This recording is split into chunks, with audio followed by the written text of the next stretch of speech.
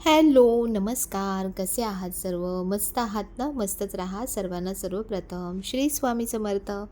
तुम्हाला सर्वांना आजचा दिवस खूप छान आनंदाचा आणि आरोग्यदायी जाओ.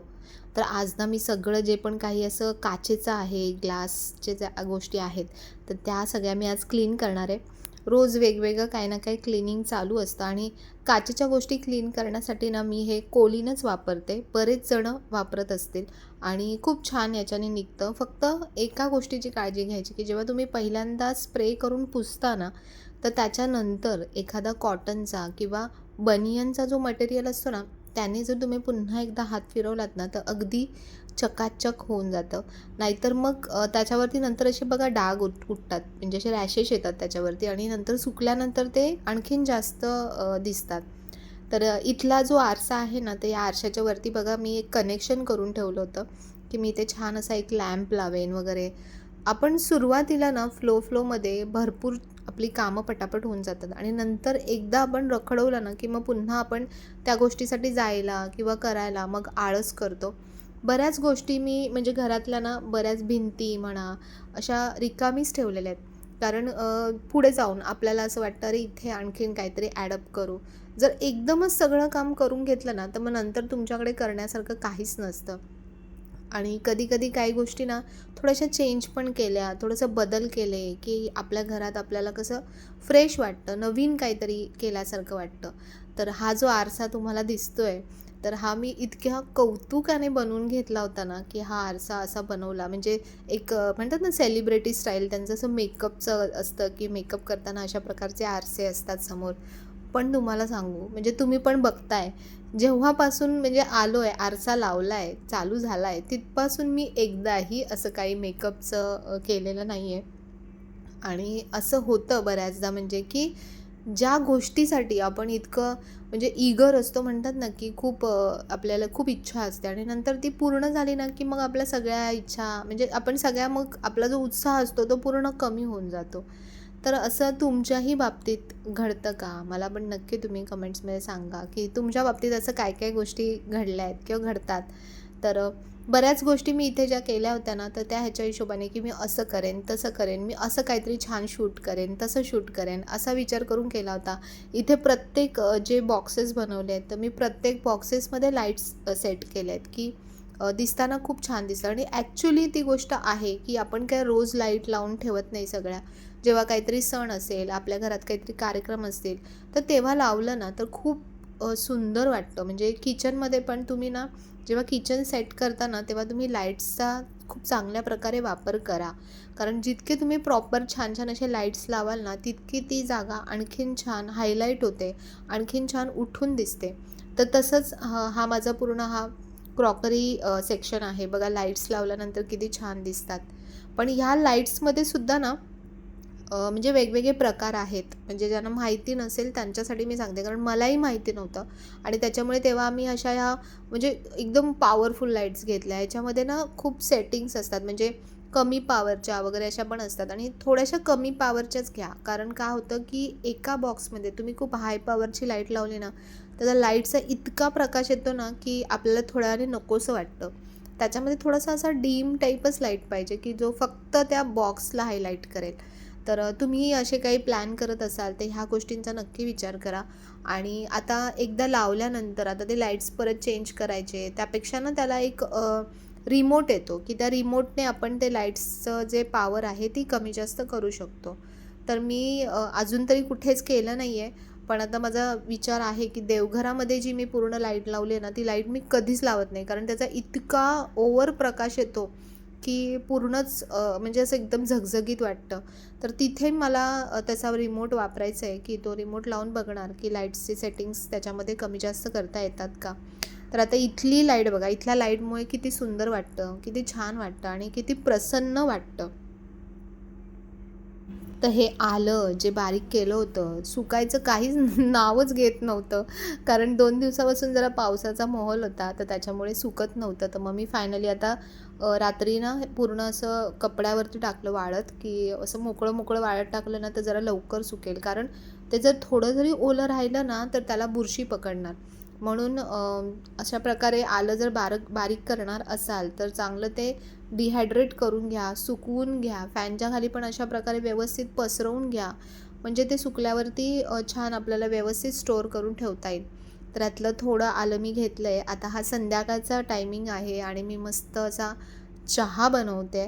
तर चहामध्ये बघा पाणी गरम झालं ना, की त्यानंतर तुम्हाला ज्या गोष्टी टाकायच्या आहेत त्या त्यामध्ये ॲड करा. म्हणजे त्या आणखीन छान उकळतात.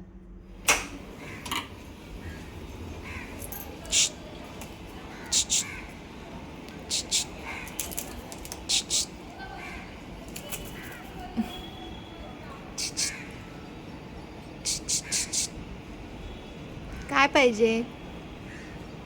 शेव पाहिजे? शेव पाहिजे की बिस्किट पाहिजे? काय पाहिजे? बिस्किट देते हां, थांब.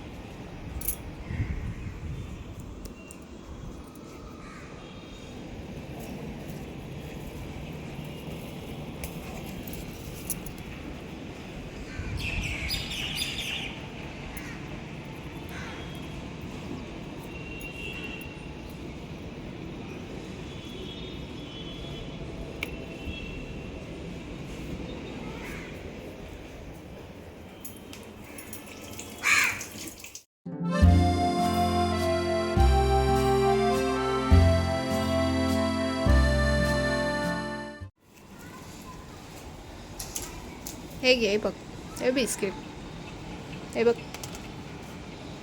घे घे ना, खा, घे घे घे बिस्किट, घे घे घे. हे बघ दुसरं पण देते, घे घे बिस्किट, घे घे. नाही मी नाही काय करत, घे घे घे घे, खा खा खा बिस्किट, खा खा खा खा खा बिस्किट, पाण्यात बुडवून खा.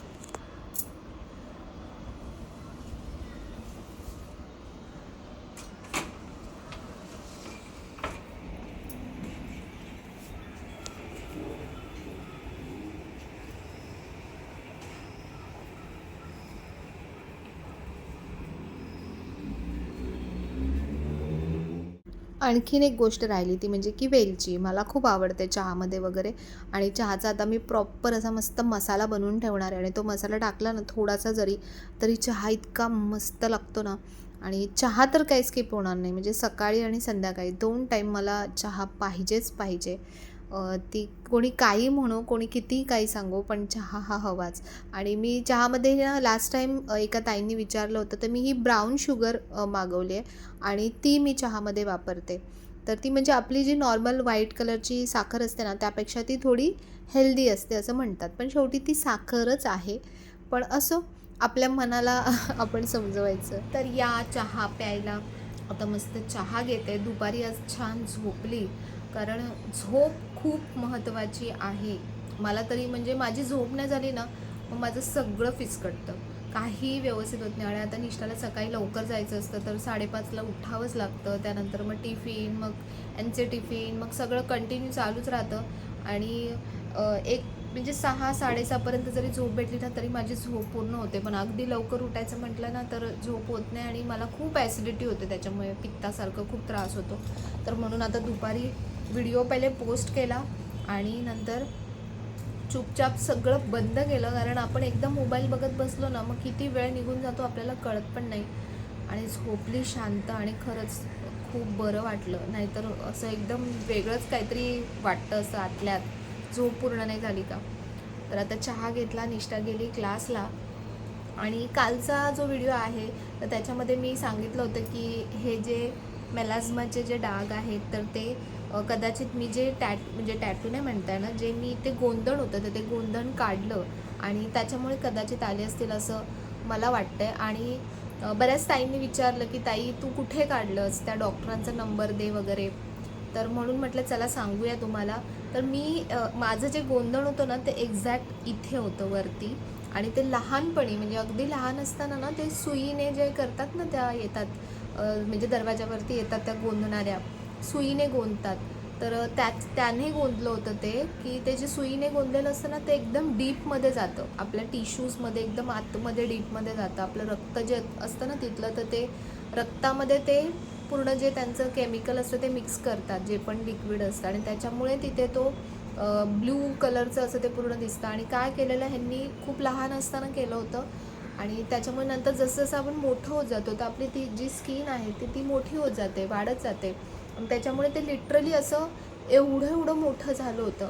आणि मला कुठल्याही ड्रेसवर म्हणा कशावर पण मला अशी मोठी टिकली लावायला लागायची. माझा जर फोटो मिळाला ना आधीचा तर मी नक्की शेअर करेन. आणि त्याच्यामुळेच मी जीन्स वगैरे खूप अवॉइड करायची, म्हणजे वेस्टर्न ड्रेसेस मी खूप अवॉइड करायची, कारण ते खूप खराब दिसायचं. म्हणजे टिकली लावा, मग त्याच्यावर जीन्सवर पण तशीच मोठी टिकली लावा वगैरे. मला तसं तेवढी आवड पण नाही आहे त्या गोष्टींची, पण तरी घालायचं असं कधी म्हटलं तरी मग ते तसं करावं लागायचं. आणि आधी तर काहीच ऑप्शन नव्हतं कॉलेजला वगैरे असताना, पण नंतर मग जेव्हा मी जॉबला जायला लागली तर तेव्हा मी खूप ठिकाणी शोधलं की हे कसं काढू, मी ह्याच्यातून कसं बाहेर निघू, मला हे नकोच आहे, मला टिकली अशी इथे छोटीशी अशी टिकली लावायची आहे. तर म्हणतात ना की जेव्हा तुम्ही मनामध्ये खूप इच्छा करता ना तर ती गोष्ट तुम्हाला कुठे ना कुठे मिळते. तर एक त्याच्यामध्ये पण खूप सारी जर्नी आहे. थोडासा व्हिडिओ हा थोडासा मोठा होईल, कारण मला थोडंसं डिटेलमध्ये तुम्हाला ते सांगावं लागेल, अगदी शॉर्टकटमध्ये सांगून होणार नाही. म्हणजे माझा जो एक्सपिरियन्स आहे त्या बाबतीतला तो मला सांगावा लागेल. मी आजीला आणि माझ्या आईला इतकं त्याच्यावरून बोलायचे ना की का तुम्ही का असं केलं, का काढलं ते गोंधन असं. कारण खूपच अनबेअरेबल होतं ते, म्हणजे मला आवडतच नव्हतं की ती एवढी मोठी टिकली लावायची वगैरे. आणि जरी टिकली खाली लावली आणि गोंधण वरती दिसतं ना ते खूप खराब दिसतं, मला तरी ते आवडत नव्हतं. तर असो. तर वेस्टला, कल्याण वेस्टला एक डॉक्टर आहेत, म्हणजे बरेच ठिकाणी बऱ्याच जणांना मी विचारायची. तर एकाने मला सांगितलं कल्याण वेस्टला एक डॉक्टर आहेत, स्किनचे स्पेशालिस्ट आहेत. तर मग मी त्यांच्याकडे जाऊन आली, त्यांच्याकडे दाखवलं. त्यांनी लिटरली मला सर्जरी ॲडवाईस केली होती की इथून ते असं कट करतात, त्यानंतर मग काहीतरी करतात, स्किन लावतात, काय असं करतात. आणि इवन मी त्याच्यासाठी सुद्धा तयार झाली होती, इतकं मी डेस्परेट होती की मला हे काही करून काढायचं आहे असं. तर लकीली त्याच्यानंतर एक मुलगी मला अचानक आहे ना ट्रेनमध्येच भेटली. आणि तिने मला विचारलं की म्हणजे हे गोंधन, म्हणजे आमचं असंच बोलणं झालं, 1-2 दिवस ती कंटिन्यू ट्रेनमध्ये यायची, तर असं मैत्री झाली, बोलणं झालं. आणि मग नंतर असंच ती मला बोलली काहीतरी की मी स्किनची काहीतरी ट्रीटमेंट केली वगैरे. तर मी तिला सहज विचारलं की अगं बघ ना, मला हे गोंधन आहे ते काढायचं आहे, तर कोणी असेल तर मला नक्की सांग. तर तेव्हा तिने मला सांगितलं होतं की एक डॉक्टर आहेत कल्याण वेस्टला आहेत, तर तू नक्की जाऊन एकदा विचार त्यांना, म्हणजे त्यांचा तर सध्या नवीनच सेटअप आहे पण तरी पण तू विचार. तर त्या ज्या डॉक्टर आहेत ना त्यांचं किमया क्लिनिक म्हणून आहे, कल्याण वेस्टला होतं, आता नाही आहे त्यांचं क्लिनिक. तर त्यांचं जे मेन क्लिनिक होतं ना ते इथे वाशिंदला होतं. मी पण तिथे जाऊनच ट्रीटमेंट केली 2-3 वेळा. तर आता त्यांचे जे क्लिनिक आहेत ते घाटकोपर, ठाणे, आणखीन वाशिंद, आणखीन कुठेतरी त्या म्हटल्या तर आहेत असे त्यांचा नंबर जो आहे मी तुम्हाला देईन. मी त्यांना शोधून काढला, मी त्यांचा नंबर जुन्या मोबाईलमधून, कारण जे असे जे नंबर असतात इम्पॉर्टंट ते मी नेहमी ठेवते, डिलीट कधीच करत नाही. तर त्यांचा शोधून काढला, त्यांच्यासोबत बोलली. तर त्या मला म्हणाल्या की बघ तू हा जो विचार करतेस ना की त्याच्यामुळे हे झालं असेल, तर नाही, हे जेनेटिक असतं, प्लस आपली लाईफस्टाईल, आपलं खाणं वगैरे ह्या सगळ्या गोष्टी त्याच्यामध्ये असतात, त्याच्यामुळे हे येतं. तर ह्याचा आणि त्याचा काही संबंध नाही. तर ट्रीटमेंट काय होती मी तुम्हाला सांगते की लेझर शॉट्स असतात. इथे जिथे गोंधण आहे ते मला जिथे काढायचं होतं तिथे आपल्या डोळ्याला चष्मा लावतात आणि मग तिथे शॉट्स देतात. आता तेव्हाची ट्रीटमेंट ती तशी होती, आताची ट्रीटमेंट आता जवळपास 10-15 वर्ष झाले असतील त्या गोष्टीला. तर आता तर किती ॲडव्हान्स झाले, त्यात काही चेंजेससुद्धा झाले असतील, मला माहीत नाही. पण तेव्हा तर ते शॉर्ट्स दिल्यानंतर काय होतं, ही जागा आहे ना, म्हणजे गरम असतं ना ते शेवटी, तर ही जागा अशी सुजते आणि ती स्किन अशी आपली स्किन जळते कशी किंवा बर्न कशी होते, तर तसं फोडीसारखं येतं वगैरे. असं खूप डोक्याला म्हणजे ताप होता तो, खरं सांगते. म्हणजे ज्यांना पण, मी असं कोणाला घाबरवत नाही आहे, पण मी तुम्हाला एक क्लिअर आयडिया देते की आता खूप वेगळं असेल, आता काही तसंच नसेल, पण त्यावेळेला तर तसं ते व्हायचं. त्यानंतर मग ती जागा पूर्ण अशी हे व्हायची, मग पुन्हा ती क्लीन व्हायची ट्यूब वगैरे देऊन, मग पुन्हा करावं लागायचं. असं जवळपास मी 5-6 वेळा ते ट्रीटमेंट केलं आणि लकीली पण ते गेलं. जे गोंधळ बघा काहीच दिसत नाही आहे अजिबात, आणि इवन त्या जागेवर असं काहीच मार्कसुद्धा दिसत नाही आहे केलेल्याचा. की आता समजा मी सर्जरी वगैरे केली असते ना, तर इथे अशी दिसली असती जी लाईन असते कट केलेली वगैरे, किंवा स्टिचेस दिसल्या असत्या, पण त्याच्यामुळे काहीच दिसत नाही आहे. तर थँक्यू म्हणेन मी त्यांना पण, डॉक्टरांना त्या, की त्यांनी खूप छान प्रकारे मला करून दिलं, आणि त्याच्यामुळे मी म्हणजे टिकली व्यवस्थित लावू शकते. नाहीतर, आणि ते पण प्रेझेंटेबल वाटतंय, नाहीतर तेच मला गोंधळच घेऊन फिरावं लागलं असतं. मला आजीला मी नेहमी म्हणायची ना, किंवा आईला पण, की का तुम्ही असं केलं, का अशी माझ्यावर दुश्मनी काढली. तर आजीचं तर नेहमी असायचं की गोंधलं नाही ना, तर वरती गेल्यानंतर विचारतात की काय केलं आहेस, गोंधून पण आली नाहीस तू, असं. तर मी म्हटलं असं कसं विचारतात, आपण जेव्हा वरती जातो आपलं शरीर तर जळून जातं, मग हे पण त्याच्यासोबत जळणारच ना, हे कसं वरती येईल आपल्यासोबत. खरं तर म्हणजे ती त्यांची बोलण्याची पद्धत असते किंवा त्यांचे ते विचार असतात. पण खरं तर आपण काहीही घेऊन जात नाही, फक्त तुम्ही तुमचे चांगले कर्म घेऊन जाता, बाकी तुम्ही काहीही आपल्यासोबत घेऊन जात नाही. तर मी म्हणून माझ्या डोक्यात विचार आला की ज्यांना ज्यांना हवं आहे, की ज्यांना असा त्रास आहे, जे माझ्यासारखे असे असतील की खरंच म्हणजे मला माहिती की तो काय त्रास होता, तर म्हणून त्या डॉक्टरांचा नंबर मी शोधला आहे आणि त्यांचा नंबर तुम्हाला डिस्क्रिप्शन बॉक्समध्ये देते. इथे सुद्धा समजा स्क्रीनवर देऊ शकली तर देते, किंवा डिस्क्रिप्शन बॉक्समध्ये देते. तर अशी माझी ही गोंधळाची स्टोरी होती. तर असं काय काय खूप उद्योग करायची मी, आणि एकदा ठरवलं ना तर ठरवलंच, मग ते करायचंच कसंही, असं डोक्यात असायचं. तर असो. तर चला, तुम्हाला नंबर देते आणि मी माझं जरा कामं आवरून घेते आणि त्याच्यानंतर तुमच्याशी बोलते. चलो. तर मी हा पक्ष्यांचा खाऊ जो आहे ना, तो काढून ठेवते. त्यांच्यासाठी खूप छान क्वालिटीचे मिस्टर शेव घेऊन येतात, आणि मला असं वाटतं खाऊ द्या ना त्यांना पण, की आपण इतकं छान छान काही काही बनवून खाऊ शकतो. बिचाऱ्यांना ते कुठे ऑप्शन आहे की काही छान घेऊन येतील, काही छान खातील. त्याच्यामुळे जर आपली त्यांच्याशी इतकी छान मैत्री झाली आहे, तर त्यांना काही ना काही छान देण्याचं आपलं म्हणतात ना, की आपलं कर्तव्य बनतं. तर म्हणून त्यांच्यासाठी चांगले शेव आणतात मस्त, आणि ते पण खूप आवडीने खातात. तर इथे ना मी शेव टाकत होती तेव्हा इतकी छान हवा, म्हणजे हवेचा एक झुळूक म्हणतात ना, इतका सुंदर आला ना, की अगदी काही सेकंदासाठी का म्हणा, अगदी मन असं खुश होऊन गेलं. तर मी मस्त तयारी झाली आहे, आणि आता मी थोडंसं बाहेर जाऊन येते. 1-2 कामं आहेत. आयब्रोज वाढलेले आहेत, आयब्रोज करायचे आहेत. त्यानंतर साडी फॉल बिडिंगला दिली आहे, साडी घेऊन यायची आहे. अजून काही बघू, काही भाज्या बिज्या, आपण बाहेर गेलो तर काही ना काही बघतोच, घेतोच. आणि थोडंसं पाय पण मोकळे होतील जरा. नुसतंच घरात घरात बसून पण दिवसभर खूप कधी कधी कंटाळा पण येऊन जातो. तर म्हणून चला, आता हे पावसामुळे आता सगळंच घेऊन जावं लागणार आहे, छत्री बित्री सगळंच सोबत न्यावं लागणार आहे. ते ही काय ह्याला बोलतात, टोट बॅग, टोट.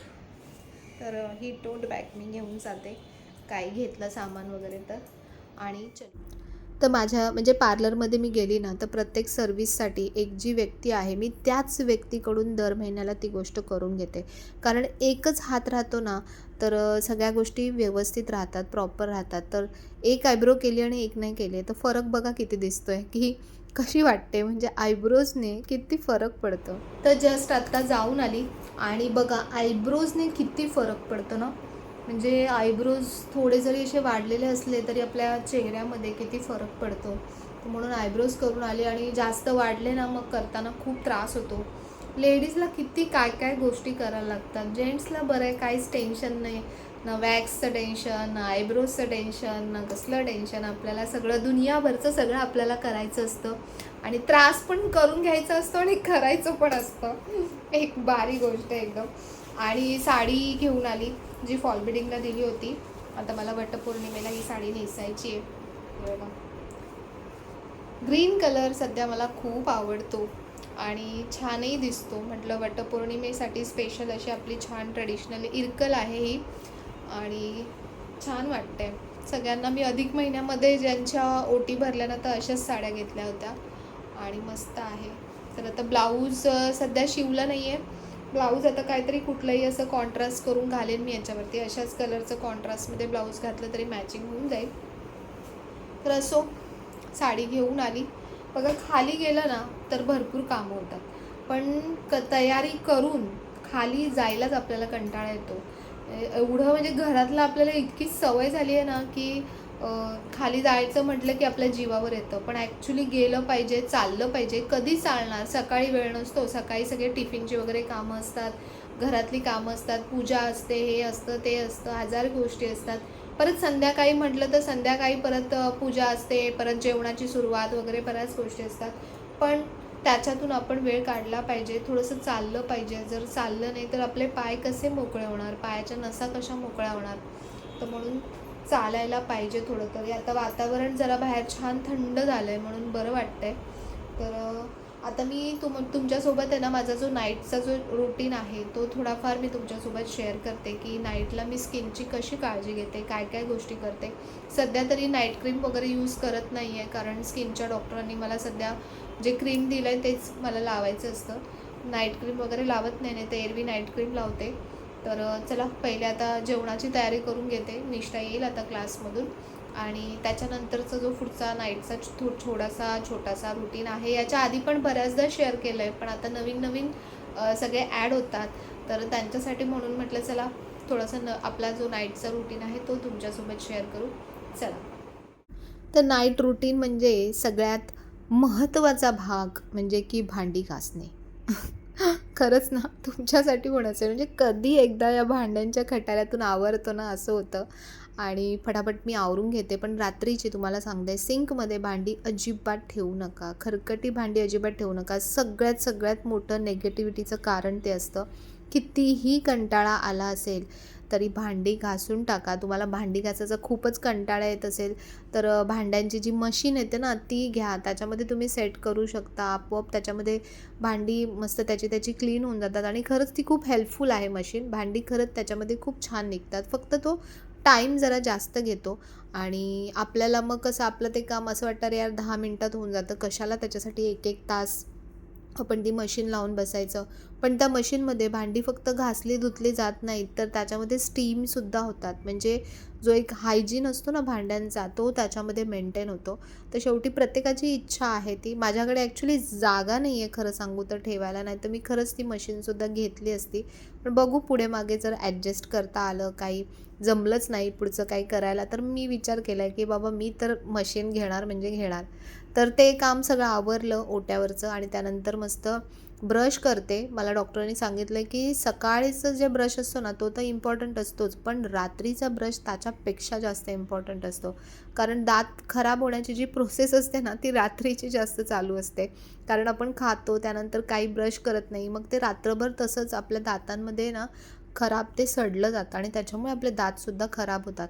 तर म्हणून रात्रीचा ब्रश नक्की करत जा. त्यानंतर मी तुम्हाला हा दाखवला हा फेस वॉश, हा मला आता सध्या त्या स्किनच्या डॉक्टरांनी सांगितला आहे. तर हा ट्रीटमेंटचा पार्ट आहे म्हणून तुम्ही असा सेम घेऊ नका. मी तुम्हाला सांगते, जे पण प्रोडक्ट्स मी तुम्हाला दाखवते ते मी फक्त दाखवते की मी काय वापरते, पण ते सेम तुम्ही अजिबात घेऊ नका. किंवा घ्यायचेच असतील तर तुमचे कोणी डॉक्टर्स असतील त्यांना कन्सल्ट करून तुम्ही घ्या. प्रत्येक ट्रीटमेंटची औषधं ही वेगवेगळी असतात. तर अशा प्रकारे रात्री झोपायच्या आधी नेहमी मी फेस वॉश करते म्हणजे करतेच. तुम्ही चेहरा धुवून बघा. बऱ्याच जणांना असं होतं की चेहरा धुतल्यावर कशी झोप येईल? पण येते. बरेच लोकं बघा रात्रीची अंघोळ करतात. अंघोळ केल्यानंतर आपलं शरीर एकदम हलकं आणि छान वाटतं आणि चांगली झोप येते उलट. तर ह्या सगळ्या ज्या क्रीम ट्यूब मी तुम्हाला दाखवते, तर ही अंडर आय जेल ट्यूब त्यांनी दिली आहे. डोळ्यांच्या खाली जे डार्क सर्कल्स येतात ना तिथे लावण्यासाठी आणि 2 ट्यूब्स वेगळ्या दिल्या आहेत की ज्या मिक्स करून मला जिथे ते मेलाझ्मा झालेला आहे म्हणजे पिगमेंटेशन आहे तिथे ती ट्यूब लावायची आहे. तर अशा प्रकारे सगळं सोपस्कार असतात आणि हे सगळं झाल्यानंतर मग छान आम्ही सगळे एकत्र देवाचं म्हणतो आणि मग त्याच्यानंतर मी माझं पर्सनल जे असतं माझं देवाचं म्हणणं ते मी म्हणते आणि त्याच्यानंतर छान झोपी जातो. तर आता हे ट्यूब बघा मी मस्त मिक्स करते व्यवस्थित आणि हे पूर्ण 2 ट्यूब मिक्स करून ते त्याच्यावरती लावायचे आहेत. तर त्यानंतर माझं एखादं पुस्तक वाचणं असतं. पुस्तकाचे निदान आपण दिवसभरातून 1 किंवा 2 पेजेस तरी वाचावे. गोष्ट असेल तर एखादी गोष्ट वाचावी. खूप मनाला आपल्या एक वेगळंच त्याच्याने समाधान मिळतं. पुस्तकांमधून खूप काही माहिती मिळते. आता मोबाईलमध्ये तर आपल्याकडे दुनियाभरची सगळी माहिती आहे. पण पुस्तकाने ना एक वेगळाच टच येतो आपल्याला, एक वेगळाच फील येतो आणि तो खरंच आपण घेतला पाहिजे. तर हे छान पुस्तक आहे सारं काही मुलांसाठी, की कसं आपण रोजच्या जीवनामध्ये मुलांसोबत कसं वागलं पाहिजे, काय वगैरे अशा बऱ्याच गोष्टी त्याच्यामध्ये आहेत. आणि त्यानंतर माझी देवाकडे प्रार्थना असते, स्वामींकडे, की स्वामी आजच्या दिवसात जर मला कोणी काही वाईट बोललं असेल, तर मी त्यांना माफ केलं आहे आणि मी जर कोणाला वाईट बोलली असेल तर मला माफ करा. आजचा माझा दिवस खूप छान गेला, उद्याचा दिवसही असाच छान जाऊ द्या. तर अशी प्रार्थना करून मी छान झोपी जाते. आणि तुम्हाला जर आजचा व्हिडिओ आवडला असेल तर व्हिडिओला नेहमीप्रमाणे लाईक, शेअर, सबस्क्राईब नक्की करा. पुन्हा भेटूया अशा छानशा व्हिडिओमध्ये. तोपर्यंत सर्वांना बाय आणि सर्वांना श्री स्वामी समर्थ.